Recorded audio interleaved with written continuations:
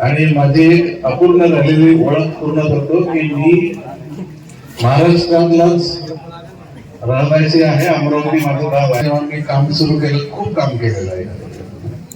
सगळ्या शेतकऱ्यांच्या सोबत राहून मी काम केलेलं आहे आणि अतिशय जवळून मी शेतकऱ्यांना त्यांचं लाईफ कसं आहे, कशी मेहनत करावी लागते हे आम्ही या ठिकाणी करतो. त्याची मला जाणीव आहे. जेव्हा आम्ही ऍडव्हान्टा, मी सर्वप्रथम ऍडव्हान्टा या कंपनीबद्दल तुम्हाला माहिती देतो. ऍडव्हान्टा आता वक्त्यांनी सांगितलं या ठिकाणी की ही एक भारतीय आंतरराष्ट्रीय कंपनी आहे. पूर्ण जगामध्ये 85 देशांमध्ये या कंपनीचा कारभार व्यापार पसरलेला आहे. गेल्या 65 वर्षांपासून ही कंपनी संशोधनाच्या क्षेत्रात कार्य करते. त्यामुळे अतिशय चांगल्या टेक्नॉलॉजीचा वापर करून ती टेक्नॉलॉजी जास्तीत जास्त शेतकऱ्यांपर्यंत कशी पोहोचेल हा आमचा एक मोठा उद्देश असतो. की जेव्हा आमचं बियाणं त्या शेतकऱ्यांनी वापरलं की त्याला त्याचा फायदा मिळाला पाहिजे, उत्पन्न वाढलं पाहिजे, रोग प्रतिकार शक्ती त्या ठिकाणी आली पाहिजे आणि त्यांचं उत्पन्न वाढलं पाहिजे. हे सगळे उद्देश डोळ्यासमोर ठेवून आज आमची कंपनी कार्य करते. आता सीडच्या बियाण्याच्या क्षेत्रामध्ये जेव्हा आपण काम करतो तर बियाणं काही फॅक्टरीमध्ये तयार होत नाही. ते तयार होत शेतामध्ये, बरोबर? शेतामध्ये तयार होत. पूर्ण जगामध्ये जेव्हा कुठल्याही बियाण्याचं उत्पादन जर आम्ही महाराष्ट्रातल्या या भागात करत असू तर आम्ही अतिशय खात्रीने अतिशय दर्जाचे आहे आणि त्यासाठी तुम्हाला सगळ्यांचं मी मनापासून अभिनंदन करतो. व्यवसाय करत असताना फार्मर फर्स्ट किंवा शेतकऱ्याला मध्यवर्ती बिंदू मानून जेव्हा आम्ही काम करतो, व्यवसाय करतो, त्याच वेळेस एक सामाजिक बांधिलकी हा विषय आमच्या कंपनीमध्ये खूप मोठ्या प्रमाणावर आम्ही त्याच्यावर कार्य करतो. आता तुम्हाला यादी यांनी वाचूनच दाखवली आहे. पण जेव्हा मी या सभागृहाचं उद्घाटन करायला आलो तेव्हा मला अतिशय आनंद झाला जेव्हा मला संयोजकांनी सांगितलं की श्रमदानातून हा प्रोग्राम तयार झालेला आहे. प्रत्येक घरातून प्रत्येक फॅमिलीने श्रमदान करून हे उभं करण्याचा प्रयत्न केला. त्याबद्दल तुम्हा सर्वांचे एकदा खूप खूप अभिनंदन करतो.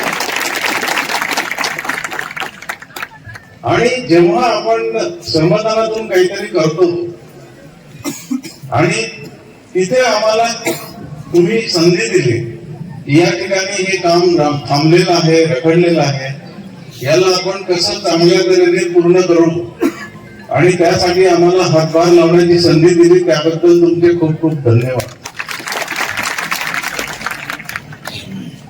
हे बांधून झालं की आज काम संपलेलं नाही आहे.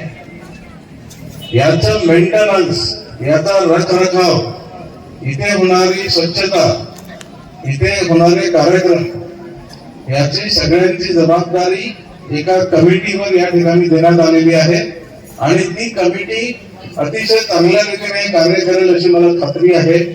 आणि त्यामुळे आज हे जे लोकार्पण आपण या ठिकाणी सभागृहाचं करतो आहे तेव्हा माझ्या मनात नक्की खात्री आहे की नेक्स्ट टाइम जेव्हा मी 1-2 वर्ष 3 वर्षांनी इथे येईल तेव्हा लोकांनी मला याचे सक्सेस स्टोरी सांगितलं पाहिजे, याची यशोगाथा सांगितली पाहिजे की या हॉलचा, या सभागृहाचा आमच्या खेड्याला किती फायदा झाला.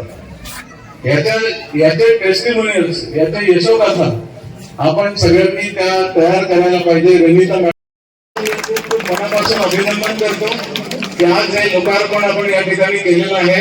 याचा जास्तीत जास्त उपयोग अतिशय चांगल्या कामासाठी करा आणि त्याच्यापासून सगळ्यांनी फायदा घ्यावा हीच मी इच्छा या ठिकाणी व्यक्त करतो आणि माझे 2 शब्द संपवतो. धन्यवाद. अनेक कंपन्या CSRचं काम करतात. परंतु इथं झालेले काम हे विशिष्ट आहे. कारण पीक कुठल्या जमिनीत चांगलं येतं, कोणत्या जमिनीत पीक चांगलं येतं, सुपीक जमिनीत.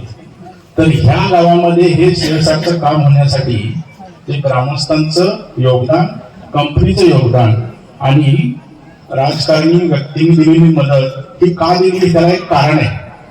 कारण ह्या गावाची जी तुमची एकी आहे ती सुपीक जमीन काम म्हणून काम केली, त्याच्यामुळे हे काम मोठं झालं.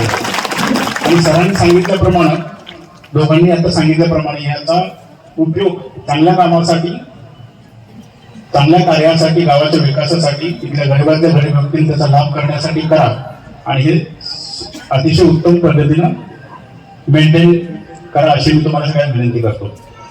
मी जाता एकच सांगू इच्छितो, आज 100पेक्षा जास्त देशांमध्ये अडवांटा ही भारतीय कंपनीचे बीज उत्पादन करते आणि तिथले लाखो शेतकरी जे बीज वापरतात त्याच्यामध्ये तुम्हा सगळ्यांचं योगदान आहे. आणि त्यातल्या त्यात मी एक स्पेशल धन्यवाद मी देऊ इच्छितो त्या सगळ्या लक्ष्म्यांचं. यांनी जर कामं केली नाही ना तर क्वालिटी सीड उत्पन्न होणारच नाही. तुमचा खूप खूप धन्यवाद आहे आणि आपल्या सगळ्यांचा मी पुन्हा एकदा आभारी आहे.